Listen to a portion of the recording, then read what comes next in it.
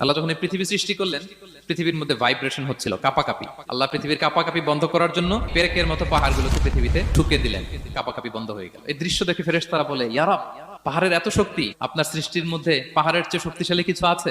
আল্লাহ বললেন আছে। সেটা কি? আল্লাহ বললেন সেটা লোহা, কারণ লোহা দিয়ে পাহাড় কাটা যায়, ঠিক কিনা? লোহার কথা শুনে ফেরেশতারা অবাক। ফেরেশতারা প্রশ্ন, তাহলে আপনার সৃষ্টির মধ্যে লোহার চেয়ে শক্তিশালী কিছু আছে?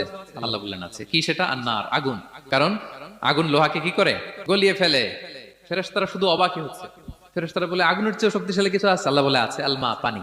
কারণ আগুনে দাউ দাউ করে জ্বলে ওঠা আগুনের মধ্যে পানি দিলে আগুন অস্তিত্ব হারায়। ফেরেশতারা শুধু অবাকই হচ্ছে। তারা বলে, তাহলে পানির চেয়ে শক্তিশালী কিছু আছে? আল্লাহ বলেন আছে, রিহ, বাতাস।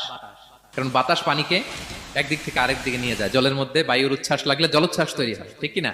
ফেরেশতারা আবার অবাক হয়ে বলে, তাইলে বাতাসের চেয়ে শক্তিশালী কিছু আছে? আল্লাহ বললেন আছে। সেটা কি? বলতেছে বনি আদম, ওই মানুষ শক্তিশালী যে গোপনে দান করে।